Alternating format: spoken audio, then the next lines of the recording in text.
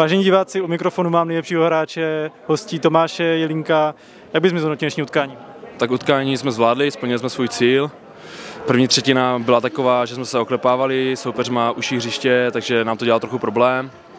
Jo, ale postupem času jsme se oklepali, potom ty dvě třetiny jsme vlastně zvládli, prostě byli jsme efektivnější než soupeř, což se podařilo.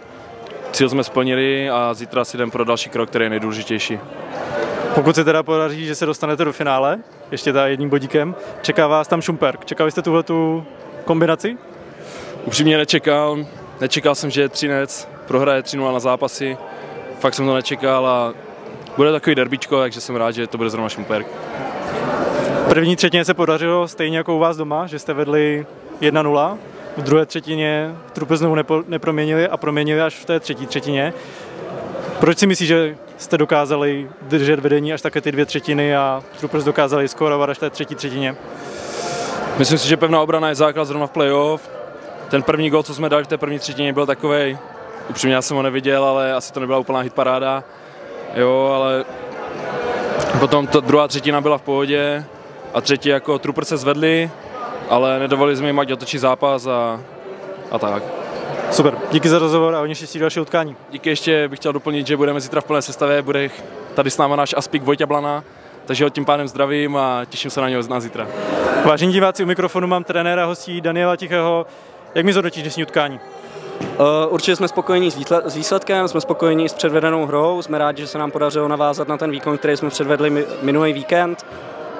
Jsme rádi, že jsme to zvládli výsledkově, teďka nás čeká už jenom poslední krok, tak věřím, že to zítra zvládneme a přijedeme sem zítra tu sérii ukončit.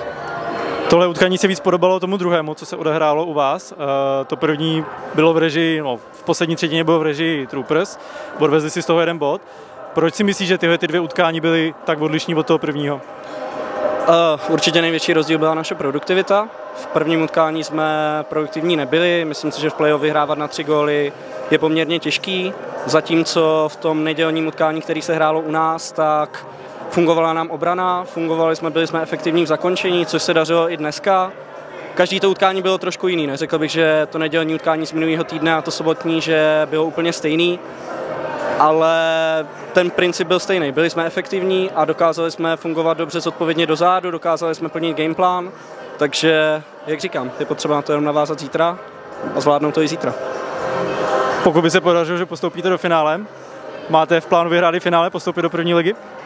Tak určitě, je to ten cíl teďka, určitě tady tuhle sérii zvládnout i tu další sérii, ideálně ji zvládnout v tom nejkratším možným čase, zvládnout tyto finále a do první ligy určitě chceme.